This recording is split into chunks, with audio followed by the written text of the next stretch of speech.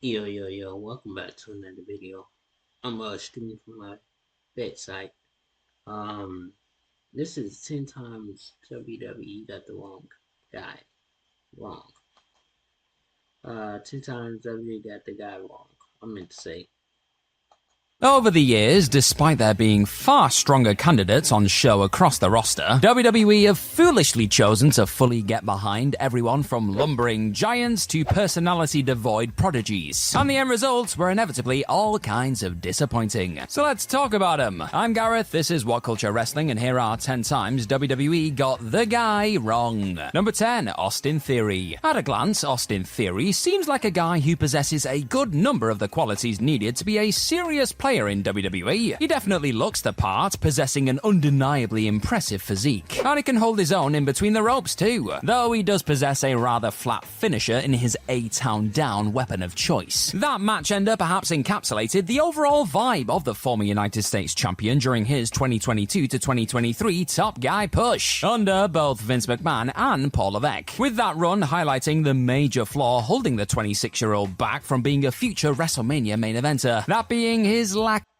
How to create dope t-shirt designs for a print-on-demand store. Whether you're creating t-shirt designs for clients or for your of any real personality. His work on the mic was extremely uninspired and forgettable. He never once truly captivated an audience, and Theory's Money in the Bank victory brought more dread than excitement, with fans never once buying the uncharismatic talent as a soon-to-be world champion as he carried around his bright green opportunity. Despite failing to successfully bring home a belt via his cash-in, becoming the only person to challenge for a mid-card title with his case and still bloody lose, WWE still didn't give up hope on their Austin Theory Top Guy project. A victory over John Cena on the grandest stage also couldn't convince people to take Theory seriously as the next big thing though. So WWE wisely opted to wave their white flag in the end and dump him into the tag team ranks alongside the colourful Grayson Waller instead. A move which has actually done more for the lad than those high-profile victories and singles pushes ever did. Number 9, Solo Sikoa. Another relatively recent attempt to create a new top guy, or in this case a new tribal chief. This run with Solo Sikoa as the leader of the new Bloodline has been a bit of a mixed bag so far. The Bloodline 2.0 itself has actually started to feel like the genuine threat Paul Heyman was trying to make us believe it was for months, with the introduction of Jacob Fatu in particular and decimating of the aforementioned Wise Man, both establishing the squad as a force to be reckoned with on Friday nights. However, even with this next chapter of the saga finally sparking into life a little, there's still a rather big problem blankly staring WWE in the face here. Sikoa just hasn't commanded the screen at all as the evil faction's new top dog. He lacks real authority whenever he shows up on screen, and even more so when he opens his mouth. Even after orchestrating that aforementioned attack on Heyman, it was still hard to escape the feeling that the genuinely terrifying Fatu stood a better chance of being one of WWE's next top guys than the largely unengaging Solo. Solo has looked anything but comfortable at the head of the table. And while we're talking about the Bloodline, I want to know right now, what is your favourite Bloodline moment of all time? You let me know in the comments section down below. Now back to the video, baby. Number 8, The Great Khali. Now it doesn't take a genius to see what made Vince McMahon give an undefeated streak to and put the top strap on this guy. Yes, I said strap on, grow up. Standing at an incredible 7 foot 1 inches tall and weighing a massive 347 pounds, The Great Khali definitely had the numbers of an old school wrestling attraction. A giant that on paper looked like he genuinely could not be stopped. And then the bell rang. Unlike other more modern giants like Big Show, Braun Strowman, and Kane, Khali struggled to really move himself around the squared circle, with his dodgy knees resulting in most of his plodding matches being a bit of a painful watch, even if his besting of The Undertaker early on was still a bit of a shock at the time. Without Edge going down injured in the first place back in 2007, there's also a chance Khali may never have got his hands on the upside-down big gold belt at all. But the decision to go with the Punjabi Playboy as SmackDown's top champion for a spell after that injury just further exposed his limitations as a worker. Before Batista took away the gold at Unforgiven, the combination of those lumbering displays in between the ropes and not exactly riveting promos, due to not speaking all that much English, inevitably led to this becoming yet another failed WWE experiment. He'd later settle into the role of a comedy performer instead on the roster. Khali definitely just wasn't cut out to be the guy, but he still did enough to earn himself a place in the Hall of Fame in 2021, so good for him. Number 7, Dean Ambrose. Now this this is a bit of an odd one. Then Dean Ambrose had proven time and time again that he could be a reliable player for WWE during his run alongside and after the Shield. And in the wake of leaving the company in 2019, he'd very much flourish into a top-level superstar/champion capable of being the face of a company in AEW. But things just never really clicked for Jon Moxley when he was finally handed the top WWE guy ball back in 2016. In the wake of the brands being split for the first time since 2011, the super popular Ambrose was trusted with leading the blue brand as its WWE champion, sitting atop an exciting roster boasting the likes of John Cena, AJ Styles, Bray Wyatt, and Randy Orton. Rather than a white-hot run for the Lunatic Fringe following his awesome Money in the Bank cash-in and enjoyable defenses against his former Shield pals though, his Blue Show World title reign was largely overshadowed by the aforementioned Cena and Styles rivalry. His forgettable defense against Dolph Ziggler at SummerSlam and disastrous interview with Stone Cold Steve Austin didn't do the unconvincing champion any favors either. Styles would ultimately bring that disappointing time on top of the mountain to an end at Backlash and enjoy a much more memorable spell on top. Mox definitely showed that he had it in him to be the guy later down the road, of course, so this was largely just a case of the right guy at the wrong time, or maybe just the wrong place. A year on from Dean Ambrose failing to really set the world on fire as SmackDown's world champion, another star's ill-advised reign would make that Lunatics run look like, well, a home run. Well, not really, but you get the point.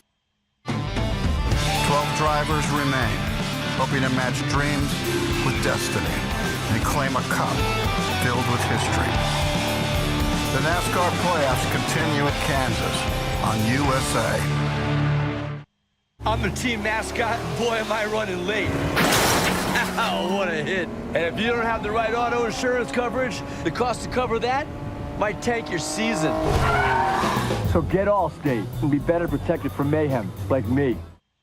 A freshly jacked Jinder Mahal suddenly emerged as a new WWE title contender following on from WrestleMania 33. And once again, Vince McMahon's obsession with big lads and bulging physiques led to the modern-day Maharaja lifting his first and only piece of world title gold. But away from the initial shock of seeing him actually conquer Randy Orton at Backlash 2017, the whole run was an unmitigated failure. Title contests against Orton and Shinsuke Nakamura were some of the dullest of the decade. And that's without even taking into account the horrendous racism present in that latter program. The properly terrible run was seemingly WWE's way of trying to appeal to the Indian market. But it didn't work, and by the time he did actually make it over to the country with the company, he was actually no longer holding the strap and being bested by Triple H at a house show. So yep, another failed experiment. Cheers for checking out this video today, my friend, and if you're enjoying what you're watching, then hit that subscribe button down below for more of this What Culture stuff in your day. Number 5, Damian Priest. Similarly to the aforementioned Jinder Mahal, by all accounts, Damian Priest is a top bloke in real life, but a top guy? Well, the last few months point to that just not being the case, sadly. Again, Priest can certainly produce in between the ropes, and has been a little unfortunate of late in his big matches, almost snapping his leg in two at Clash at the Castle, and experiencing a pinfall botch at Money in the Bank. But his week-to-week work as Raw's world champion hasn't really set pulses racing since cashing in at WrestleMania 40. While certainly a likeable enough talent, he doesn't really have that megastar aura, does he? His delivery on the stick is a bit tedious. The feud of the year that is CM Punk versus Drew McIntyre has made anything Priest has been doing seem immediately less interesting by comparison, and he's just generally struggled to carry the show as its apparent top player in the same way Seth Rollins or Cody Rhodes did throughout 2023. Triple H definitely has a soft spot for the Judgment Day man, and was likely hoping that the world title would help elevate his NXT student to the level of bona fide main eventer. But it's not really worked out so far. Number 4, Jack Swagger. Many moons before really getting a kick out of a piece of purple headwear, Jake Hager arrived in WWE as a potential new guy the company were very much high on. It wasn't too hard to see why. Here was another talent with a strong amateur wrestling background who had a decent look about him and was relatively young, but he was still a bit of a work in progress. And that much was clear when WWE decided to pull the trigger on him as their new top champion on SmackDown back in 2010. Fresh off of winning the Money in the Bank ladder match at WrestleMania 26, then Jack Swagger cashed in on Chris Jericho to lift the the World Heavyweight Championship. And that was probably the peak of the run right there. Sure, he'd pick up a few victories over the likes of Chris Jericho, Edge, and Randy Orton, but when stood opposite those names and the likes of John Cena on Raw, Swagger just didn't feel like the next big thing. He just looked inferior. The uncharismatic star's promos were a bit bland. The matches were just there, really, and no one was crying out for another run with the big gold belt in the wake of him dropping it in a fatal four-way match at the titular PLE. Number 3, Lex Luger. From one failed blonde guy fond of wandering around in the old red, white, and blue to another, in the hopes of creating a new Hulk Hogan of sorts, more on him later, Vince McMahon unleashed a Lex Express in 1993. Now sure, Lex Luger definitely looked like $1,000,000, though he did lack the same level of charisma and icon as big as Hogan boasted. But he certainly had the backing of the company coming into his eventual showdown with Yokozuna over the WWF Championship at SummerSlam. However, fans just were not fully buying it at the time, and it was that reality which ultimately led to the company getting cold feet and opting not to strap him up in the summer, choosing instead to continue building up the Adonis in the hopes of him one day finally connecting with the crowd. Yeah, about that. By the time both he and actual fan favourite Bret Hart fell over the top rope at the 1994 Royal Rumble, the crowd reactions both men received that night told the story of one person dressed in black and pink who was most definitely the guy, and another who clearly wasn't. And sure enough, when both men received their world title shots at WrestleMania 10, it was the Hitman who walked out with the belt, as fans took one look at that Hogan 2.0 push and said, "That doesn't work for me, brother." Number 2, Diesel. Bret Hart would go on to hold that WWF title right up to Survivor Series following his WrestleMania 10 victory, defending it against the likes of his brother Owen and the next star the company would eventually get behind as their next larger-than-life megastar, Diesel. The effortlessly cool big man who'd been acting as Shawn Michaels' bodyguard since his WWF debut would finally get his chance at being the man following the Hitman's loss to Bob Backlund at the aforementioned pay-per-view. But what followed was another stupid case of trying to replicate what came before, and not leaning into what made Kevin Nash so compelling in the first place. The smiling big lad, unsurprisingly, ended up feeling like the latest Hogan-light offering in no time, and eventually went on to become the lowest drawing WWF champion of all time. He'd reign a year as the company's top guy, but the experiment well and truly failed. Many of the matches, outside of efforts against icons like Hart and Michaels, were not up to scratch. Also, the top guy character he was being asked to play wasn't one that fans were all that interested in anymore. Nash was born to be a charming anti-hero, and after finally being conquered by Hart at Survivor Series 1995, it was in that role that he excelled both at the end of his WWF run and throughout his game-changing WCW one. Number 1, Hulk Hogan. And speaking of the guy that WWF repeatedly did all they could to replace over the years, the Hulkster was actually the damn problem on the night of WrestleMania 9 and the months that followed. You see, coming into that show, Yokozuna had been built up as a serious threat to Bret Hart's reign as WWF champion, and a new top monster that many a plucky babyface would look to overcome in the coming years. But instead of committing to the finish of Zuna lifting the winged eagle at the end of that Las Vegas show of shows, Vince McMahon had other idiotic plans. Late in the day, and after being talked into the idea by Hulk Hogan, he opted to sub into an impromptu main event, with the icon besting this villainous project post-Hart win in a matter of seconds to the sound of cheers throughout Caesar's Palace. That call to have Hogan hold the title and be the company's top guy for their upcoming international tour, according to Bruce Pritchard, made both of McMahon's new generation talents look crap, and a soon-to-be departing Hogan's refusal to drop the title to Hart — he didn't feel he was a main event level player at the time — along with the cheap way he eventually lost it back to Zuna, fireball to the face as you do, just made the company's decision to strap him up in Vegas seem more foolish in hindsight. Your top guy also burying the belt as a toy in Japan isn't exactly the best look either. Thanks for watching this video today, my friends. Now go and check out this 10 times wrestling pissed off the fans one too.